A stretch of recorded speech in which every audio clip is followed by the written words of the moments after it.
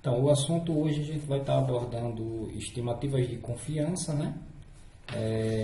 Esse material faz parte da quarta unidade, então vamos lá. O que são estimativas de confiança? Em estatística, uma estimativa de confiança frequentemente expressa com um intervalo de confiança. É uma faixa de valores que com uma determinada probabilidade contém o verdadeiro valor de um parâmetro populacional. Em outras palavras, é uma forma de quantificar a incerteza associada a uma estimativa calculada a partir de uma amostra. Por que são importantes?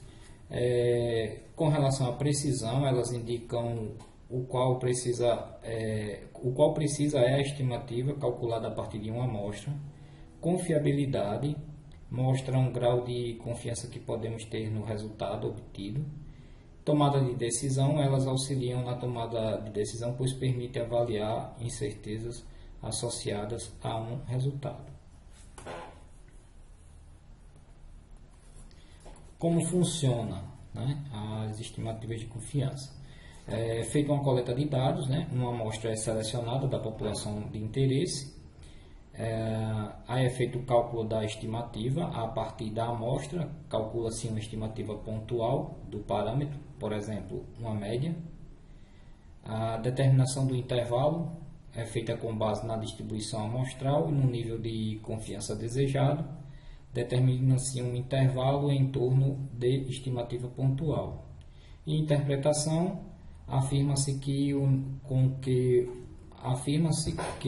com o nível de confiança escolhido, o verdadeiro valor do parâmetro populacional está dentro do intervalo calculado. Um exemplo aí a gente pode citar, imagine que queremos estimar a altura média de alunos de uma escola. Coletamos uma amostra de 100 alunos e calculamos a altura média da amostra. Se construirmos um intervalo de confiança de 95%, podemos dizer que temos 95% de certeza que a altura média de todos os alunos da escola está dentro deste intervalo.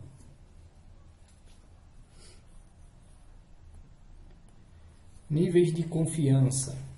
95% é um nível de confiança mais comum, indicado que há 95% de chance do parâmetro populacional estar dentro do intervalo. 99% é um nível de confiança mais alto, mas com um intervalo mais amplo. Outros níveis de confiança podem ser utilizados, dependendo da aplicação. Tá? Isso nós estamos falando dessa estimativa de confiança. Tá? Fatores que afetam o intervalo de confiança. Tamanho da amostra. Amostras maiores geralmente resultam em intervalos mais estreitos. Desvio padrão. Quanto maior o desvio padrão da população, maior será o intervalo. Nível de confiança. Quanto maior o nível de confiança, maior será o intervalo.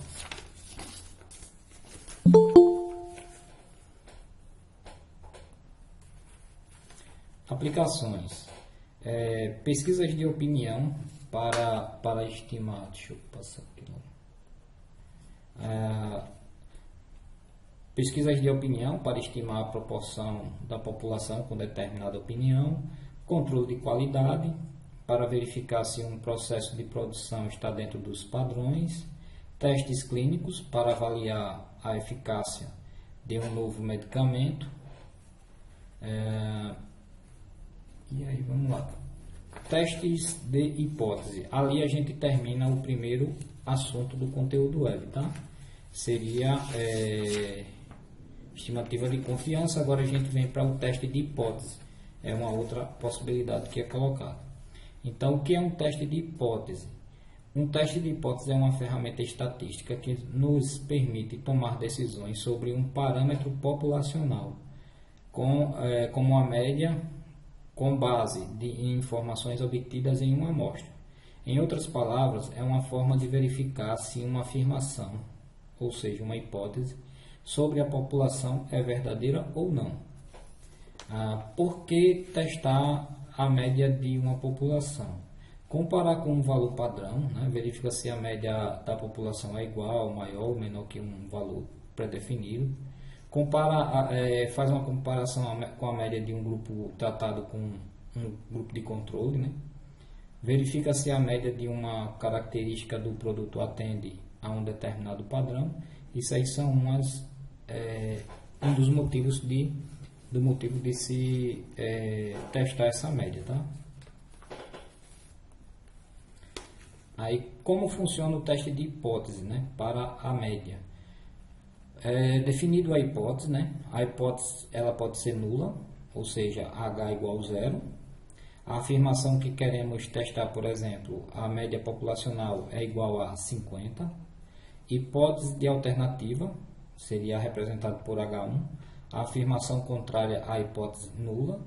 Por exemplo, a média populacional é diferente de 50. Aí é feita a coleta de dados, obter uma amostra aleatória da população. É feito o cálculo da estatística do teste, calcula-se um valor, por exemplo, um z-score ou um t-score, que resume a diferença entre a média amostral e a média populacional sobre a hipótese nula. Comparação com o valor crítico, compara-se o valor calculado com o valor crítico obtido de uma tabela ou por um software estatístico, né? Tomada de decisão, pode-se rejeitar o H0 se o valor calculado for mais extremo que o valor crítico. Rejeitamos a hipótese nula e concluímos que há evidência suficiente para apoiar a hipótese alternativa. Não rejeitar o H0 se o valor calculado não for mais extremo que o valor crítico. Não rejeitamos a hipótese nula e não há evidência suficiente para concluir que a hipótese alternativa é verdadeira.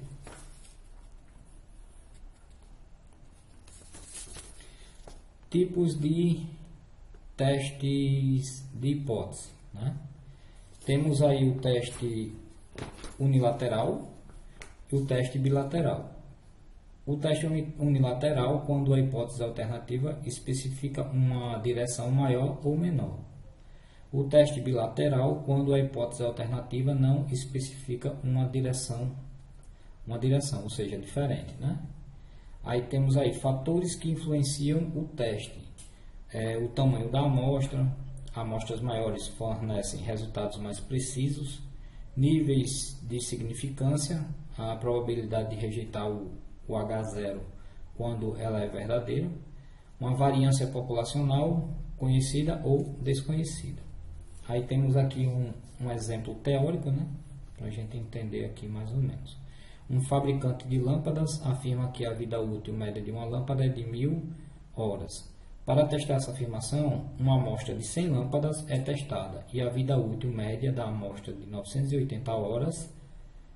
Podemos realizar um teste de hipótese para verificar se a afirmação do fabricante é verdadeira, tá?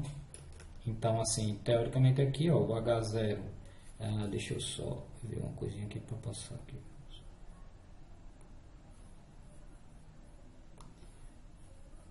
Tá. O H0 seria aqui representado por uma letra grega, né? Que ela é tipo aquele pezinho para baixo. 1000, a vida útil média em 1000 horas, né? Aí seria calculado o H1, que H1 teria que ser diferente de 1000. Aí a vida útil média é diferente de 1000 horas, né? É um exemplo básico que ele dá. Aí tem que ser feita aqui algumas considerações importantes.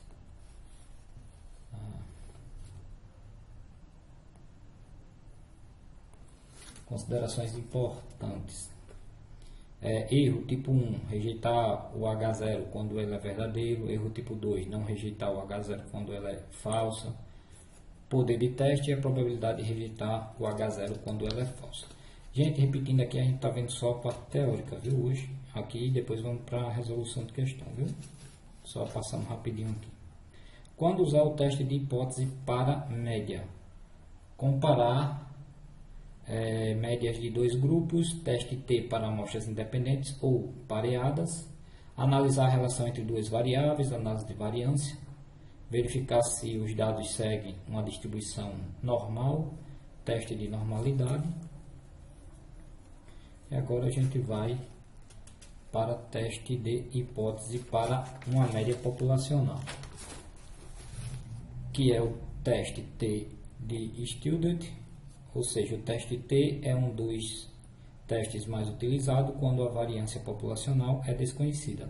Ela é baseada na distribuição T de Student, que se aproxima da distribuição normal à medida que o tamanho da amostra aumenta.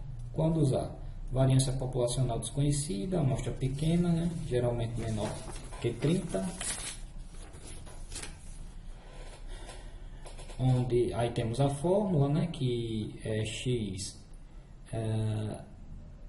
a média de x, na verdade, né, menos a média populacional, é calculado o desvio padrão amostral e n, que seria o tamanho da amostra, né? Mais ou menos assim é o cálculo, não dá para a gente exemplificar hoje. O teste Z é utilizado quando a variância populacional é conhecida ou quando o tamanho da amostra é grande, o suficiente para que tenha a distribuição amostral da média seja aproximadamente normal, mesmo que a população não seja normal. Quando usar variância populacional conhecida, a amostra grande demais, geralmente o N é maior que 30, né? Para a gente encerrar aqui rapidinho, teste para as proporções, quando a variável de interesse é uma proporção, por exemplo, a proporção de indivíduos que preferem um produto, utilizamos um teste de hipótese para proporções. A estatística de teste é geralmente um z-score e a distribuição amostral da proporção é aproximadamente normal para amostras grandes. Quando usar variável binária, é aquela situação do sucesso e fracasso. A amostra é grande, o número de probabilidade é maior ou igual a 5 e em o número de n, que é 1 menos p, né? Aí maior ou igual a 5. Outras situações são as amostras pareadas, quando as observações são pareadas, duas amostras independentes, variâncias desiguais, são situações que podem ocorrer.